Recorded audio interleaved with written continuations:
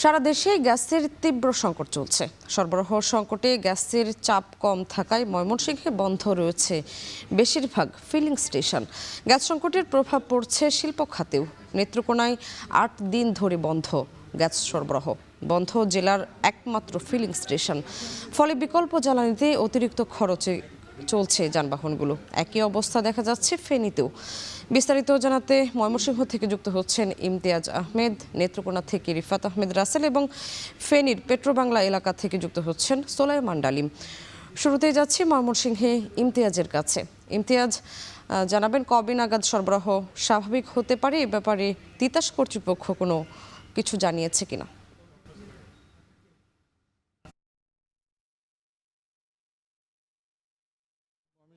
তীব্র গ্যাস সংকট এবং যদি বলি জ্বালানি নিয়ে জ্বালা যন্ত্রণা কিন্তু ক্রমশই বাড়ছে।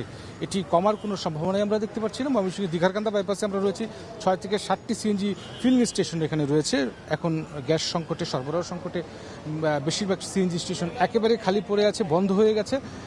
এই সিএনজি স্টেশনটিতে 10 থেকে 15-20 মিনিট আগে আমরা দেখতে পেরেছিলাম যে তারা মোটামুটি বলতে গেলে কিছুটা চাপ পেয়েছিল। 70-80 টাকা, 100 টাকা পর্যন্ত তারা গ্যাস সরবরাহ করতে পেরেছিল। এখন আবার সেটি বন্ধ হয়ে গেছে। অর্থাৎ যারা গ্যাস কিছুটা পেয়েছিল 50 থেকে 60টি সিএনজি বা ব্যক্তিগত প্রাইভেট কার, তারা 3 ঘন্টা 4 ঘন্টা মধ্যরাত থেকে ভোর থেকে অপেক্ষা করে সেটি নিতে পেরেছিল। এবং অনেক যাত্রীবাহী যে বিভিন্ন পরিবহনগুলো রয়েছে, তারা বিভিন্ন গন্তব্যের উদ্দেশ্যে যাচ্ছেন, তাদের কিন্তু বিকল্প জ্বালানি হিসেবে পেট্রোল বা এলপিজি নিয়ে তাদেরকে বেশি খরচে যেতে হচ্ছে।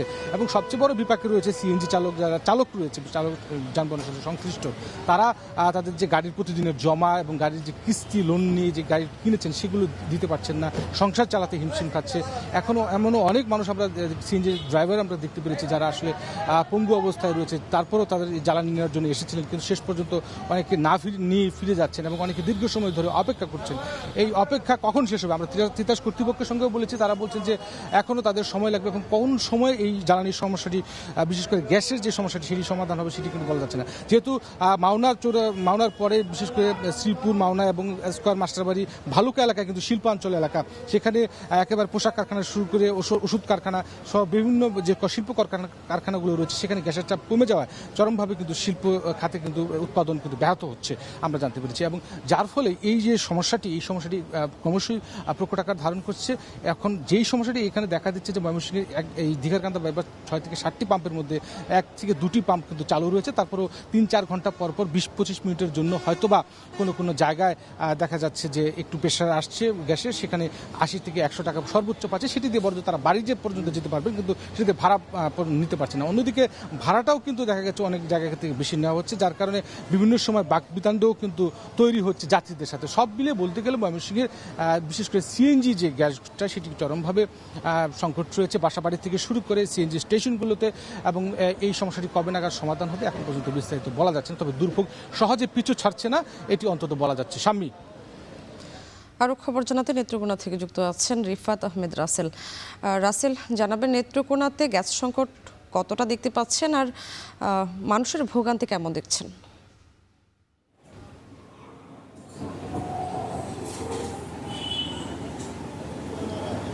স্বামী, আপনি কিছুক্ষণ আগে ময়মনসিংহের ইমতিয়াজের কথা শুনছিলেন, তবে ময়মনসিংহের থেকে কিন্তু নেত্রকোনার অবস্থা আরও ভয়াবহ। কারণ গত 8 দিনের বেশি সময় ধরে কিন্তু নেত্রকোনা একেবারে সরবরাহ বন্ধ রয়েছে। আমি যে এই ফিলিং স্টেশনটিতে দাঁড়িয়ে রয়েছি, এটি কিন্তু নেত্রকোনা একমাত্র ফিলিং স্টেশন। এই ফিলিং স্টেশনের উপর নির্ভর করেই কিন্তু জেলার যেই 15 থেকে 16 হাজার সর্বমোট সিএনজি চালিত যে যানবাহনগুলো রয়েছে, সবগুলো কিন্তু এটার উপরে নির্ভর করতো। অর্থাৎ গত 22 তারিখ থেকে একেবারে পুরোপুরি লাইন গ্যাস সরবরাহ বন্ধ হওয়ার ফলে কিন্তু একেবারে কোনো গ্যাস পাচ্ছেন না এখানকার যারা গ্রাহক রয়েছেন তারা। একই অবস্থা আবাসিক লাইনগুলোতেও জেলায় প্রায় 5,500-এর উপরে কিন্তু তিতাসের আবাসিক সংযোগ রয়েছে। একেবারে গ্যাস সংযোগ না থাকার ফলে কিন্তু এই আবাসিক বাসাবাড়িতেও কিন্তু এখন দুর্ভোগ দেখা দিয়েছে। তারা বিকল্পভাবে রান্নার ব্যবস্থা করছেন বা কেউ দেখা যাচ্ছে যে গ্রামের বাড়িতে চলে যাচ্ছেন গ্যাস না থাকার ফলে। কিন্তু এখন এমন একটি অবস্থা হয়েছে, যারা গ্যাস নির্ভর জীবনযাপন করতেন তারা কিন্তু এখন ভোগান্তির কোনো শেষ নেই। তবে আমরা তিতাস কর্তৃপক্ষের সাথে কথা বলেছিলাম, তারা যেমনটি জানিয়েছেন যে কবে নাগাদ এই গ্যাস সংযোগ বা গ্যাসের স্বাভাবিক হবে তা নিয়ে কিন্তু তাদের কোনো সঠিক কোনো তথ্য নেই, বা কবে এটা চালু হবে তাও কিন্তু তারা সঠিকভাবে বলতে পারছে না। তবে এখন পর্যন্ত বলা যায় যে এই যে 8 দিন মতো সময় চলে গেল, যার ফলে গ্যাস না থাকার ফলে এখানকার যারা সিএনজি চালিত অটোরিক্সা বা অন্যান্য যে যানবাহনগুলো রয়েছে, যারা চালক রয়েছে, তারা কিন্তু এখন অনেকটাই বেকার হয়ে পড়েছে। তারা কিন্তু অনেকে রান্নার যে এলপিজি সিলিন্ডারগুলো রয়েছে সেই সিলিন্ডারগুলোতে কিন্তু তারা সংযোগ দিয়ে কিন্তু এখানে চলাচল করছিলেন। তবে এখন যেহেতু দীর্ঘ সময় চলে গেছে, অতিরিক্ত টাকাও তারা খরচ করছিলেন, এর ফলে কিন্তু এখন তাদের বলা যায় যে অতিরিক্ত টাকা ব্যয় করে চলাটা অনেকটাই কষ্ট হয়ে যাচ্ছেন। তারা যেমনটা জানিয়েছেন, দ্রুত যদি এই সংকট নিরসন করা না হয় তাহলে কিন্তু সামনে যে দিনগুলো রয়েছে সেই দিনগুলোতে আরও দুর্ভোগ বাড়তে পারে। তো এই ছিল আমার কাছে নেত্রকোনা থেকে গ্যাস সংযোগের সর্বশেষ। শাম্মী, গ্যাস সংকটের আরও খবর জানাতে ফেনী থেকে যুক্ত আছেন সুলাইমান ডালিম। ডালিম, আমরা ময়মনসিংহ নেত্রকোনার খবর জানছিলাম, ফেনীতে গ্যাস সংকটের পরিস্থিতি কেমন দেখছেন?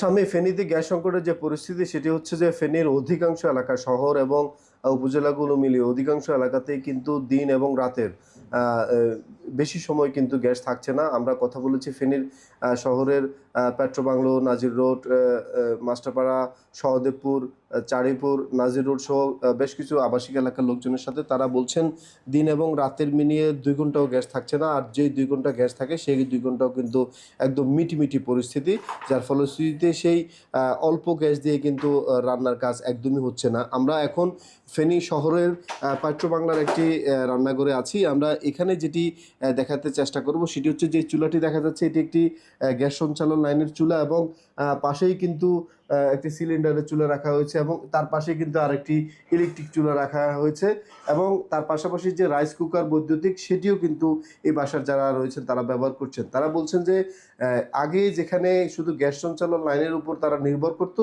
এখন সেখানে 3 রকম জ্বালানি ব্যবহার করতে হচ্ছে, সিলিন্ডার এবং রাইস কুকার এবং ইলেকট্রিক চুলা সহ অন্যান্য যে জ্বালানিগুলো রয়েছে সেগুলো, যার ফলশ্রুতিতে জ্বালানির যে খরচ সেটি 3 গুণের বেশি বেড়েছে বলে এখানকার যারা বাসিন্দা তারা আমাদেরকে বলছেন। তারা বলছেন যে ফেনীর এই যে গ্যাসের সমস্যা এটি দীর্ঘদিনে, তবে গত কয়েকদিনে এই সমস্যাটা আরও প্রকট আকার ধারণ করেছে, যার কারণে কিন্তু তারা বাধ্য হচ্ছেন যে অন্যান্য যে জ্বালানিগুলো সেগুলো ব্যবস্থা করতে। অপরদিকে আমরা শিল্প কারখানার খবর নিয়েছি, সেখানেও দেখেছি যে গ্যাসের চাপ কম। তারা বলছেন যে সারাদিনে 1 ঘন্টাও গ্যাস পাচ্ছেন না, তার ফলশ্রুতিতে তাদের যে উৎপাদন সেটি কিন্তু ব্যাহত হচ্ছে। অপরদিকে আমরা ফেনীর যে সিএনজি ফিলিং স্টেশনগুলো রয়েছে সবগুলো ফিলিং স্টেশন আমরা ঘুরে দেখেছি, সেখানেও দেখছি যে গ্যাসের চাপ একদমই কম, যার ফলশ্রুতিতে কিন্তু যারা চালক রয়েছেন গাড়ির তারা কিন্তু ঘন্টার পর ঘন্টা অপেক্ষা করছেন, অপেক্ষা করেও কিন্তু তারা কাঙ্ক্ষিত যে গ্যাস পাচ্ছেন না।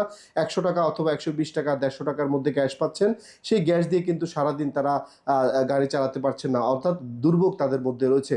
এই ছিল ফেনীর পেট্রোবাংলা এলাকা থেকে আমাদের কাছে গ্যাস সঞ্চালন লাইনের সংকটের খবরের সর্বশেষ। গ্যাস সংকট পরিস্থিতির খবর জানাচ্ছিলেন সহকর্মীরা।